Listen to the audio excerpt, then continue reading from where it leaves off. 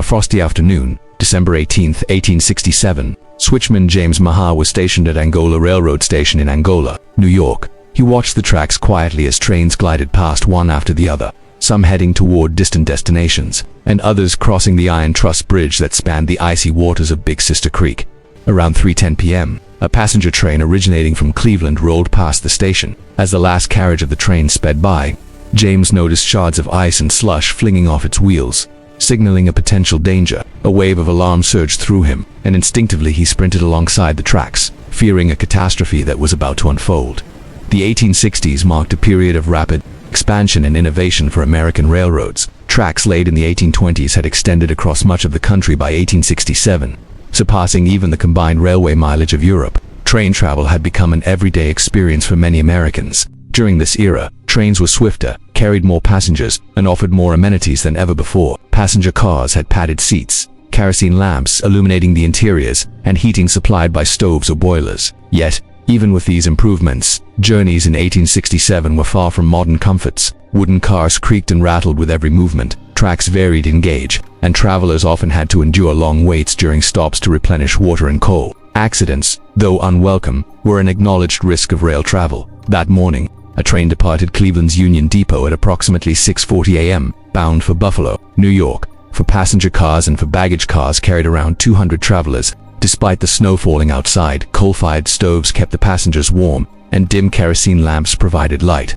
The festive season drew families home, yet the cramped, stuffy carriages with luggage piled high contributed to a general sense of irritation among travelers. Each stop to pick up new passengers or replenish supplies added delays, and by the time the train reached Angola, it was running almost 3 hours behind schedule. To regain lost time, the engineer pressed the engine harder than usual. Although the train was not scheduled to stop at Angola, it passed the station at nearly its top speed, around 30 miles per hour, 48 kilometers per hour. Approaching the narrow bridge over Big Sister Creek, the train slowed slightly, as the icy conditions made caution necessary. From the station platform, James Maha watched the train pass, his unease growing as he saw the rear wheels of the lost car sending ice and wood fragments into the air. It was a clear indication that something was awry as the whistle sounded for the bridge. James bolted after the train, fearing he would witness a grave accident. The train continued over the treacherous bridge, snow and ice scattering as wooden sleepers groaned and shifted beneath the weight. James observed the engine almost clear the span when suddenly, the last passenger car swayed violently, tipped to one side, and plummeted 50 feet 15 meters into the frozen creek below. Inside, some passengers managed to cling to their seats, while most were violently hurled toward the rear where the stove was located. The crash was catastrophic. The final car collapsed into the icy creek bed, mangling passengers in twisted wreckage. The penultimate car, destabilized by the first car's fall, toppled onto its side on the far embankment. The resulting injuries were horrendous. Passengers were crushed, trapped, and in some cases severed by the force of impact. Josiah Haywood, a man who had hesitated to travel after dreaming a foreboding warning from a monk, was fatally injured. Survivors from the second-to-last car crawled out and awaited assistance. But those in the final car faced nearly impossible odds. Kerosene lamps shattered, and stoves spilled burning coals, igniting the wreckage. The final carriage burned quickly, feeding on the snow-covered debris like a funnel. Only 3 passengers managed to escape, while the remainder were trapped, some alive at the start, but unable to free themselves from the twisted wreck. The cries of the trapped passengers reportedly continued for 5 minutes after the crash, as rescuers, including James Maha, arrived at the scene. Reaching the wreckage was perilous, requiring a precarious descent down the snowy embankment. A human chain formed among rescuers to approach the inferno,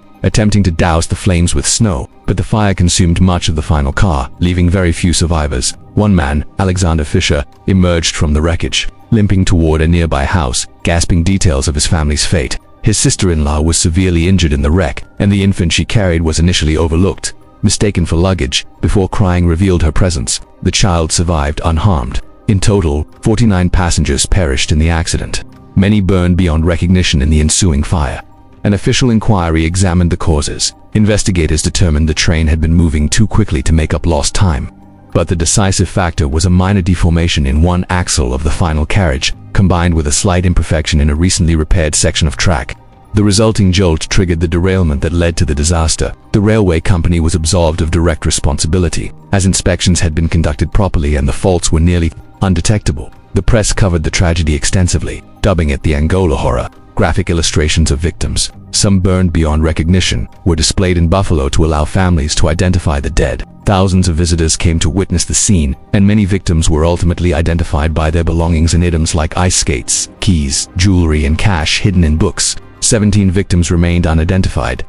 A memorial service was held at Buffalo's Exchange Street station, drawing more than 10,000 more. Families, friends, and curious onlookers gathered to pay respects to those who had perished in the Angola Horror. The immense scale of the tragedy had shaken the nation, coming only a few years after the end of the Civil War, at a time when Americans were beginning to feel a sense of safety and normalcy returning to everyday life. The horror of a train, an emblem of progress and modernity, turning into a scene of death and destruction, left the public deeply unsettled in the aftermath. Public pressure forced railroads across the United States to implement new safety measures. Many companies ceased locking passenger car doors and began maintaining detailed records of travelers on board, a crucial step for accountability. The disaster also accelerated technological innovation. Air brakes, a recent invention that allowed trains to stop faster and more reliably than the old manual chain systems, gained wider adoption. Rail companies also began to standardize track gauges, reducing the risk of derailments caused by mismatched rails, and gradually phased out wooden cars in favor of sturdier metal carriages.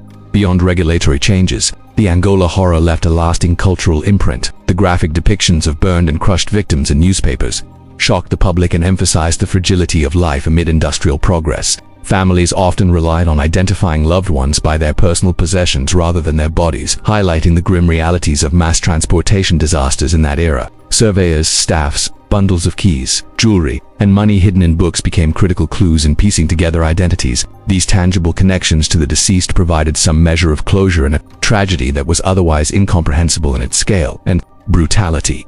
The incident also revealed the vulnerability of railroad infrastructure in extreme winter conditions. The icy weather and rapid train speeds contributed to the chain reaction that caused the derailment. Small defects in track joints and carriage axles, nearly imperceptible under normal conditions, became catastrophic when combined with human error, environmental stress, and mechanical imperfection. It was a stark reminder that even technological marvels of the 19th century were subject to the forces of nature and the limitations of contemporary engineering. The survivors' stories, while overshadowed by the horror, offer glimpses of human resilience. Alexander Fisher's journey from the wreckage, limping and gasping to provide information about his family, exemplifies courage amid chaos. Others crawled from the mangled cars, nursing injuries and assisting fellow passengers whenever possible. Yet, many were not so fortunate. The flames, collapsing wood, and toppled stoves claimed lives with terrifying efficiency. The scale of suffering in those moments was unimaginable, with dozens of individuals enduring both trauma and injury simultaneously. Public and media reactions to the Angola Horror fueled a wider conversation about railway safety and accountability. Newspapers like the Buffalo Patriot and Journal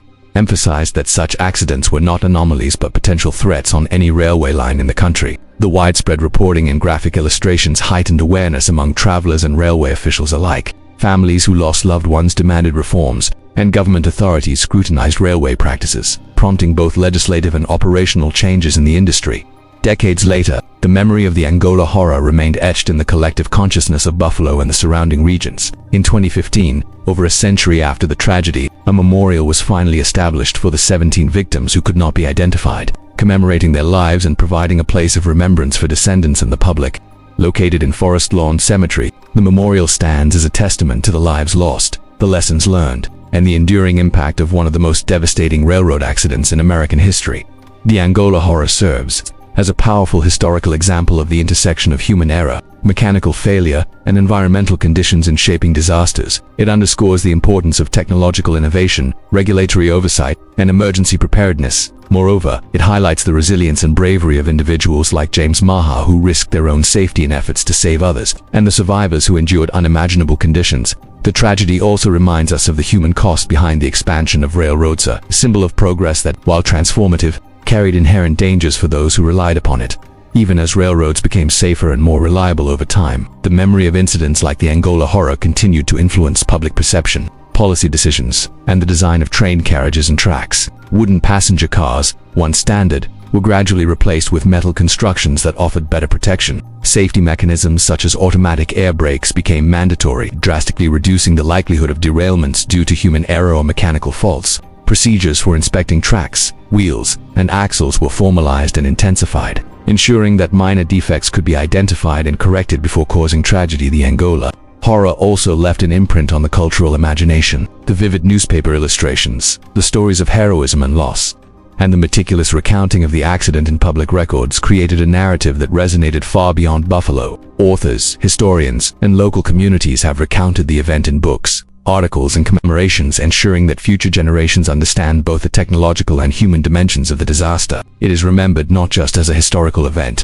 but as a lesson in the fragile balance between innovation and safety. In reflecting on the Angola Horror, one sees the convergence of ambition, oversight, and chance. The train that day was on a tight schedule, pressed to regain lost time. A minor axle imperfection, combined with slight irregularities in the track, transformed routine travel into a catastrophic accident. The tragedy illustrates how even small, seemingly inconsequential factors can align to produce profound consequences. It is a reality that continues to inform engineering and safety protocols to this day. Ultimately, the Angola Horror represents more than a grim episode in railroad history. It is a story of human courage and vulnerability, technological progress and its perils, and society's capacity to learn from disaster. Memorials, historical accounts, and policy changes ensured that the victims' suffering was not in vain. The lessons extracted from the wreck informed future generations, shaping the development of safer, more reliable railways across the United States. Through remembrance and reform, the Angola Horror endures as both a cautionary tale and a testament to resilience, offering insight into the complex interplay between human ambition, industrial innovation, and the relentless forces of nature.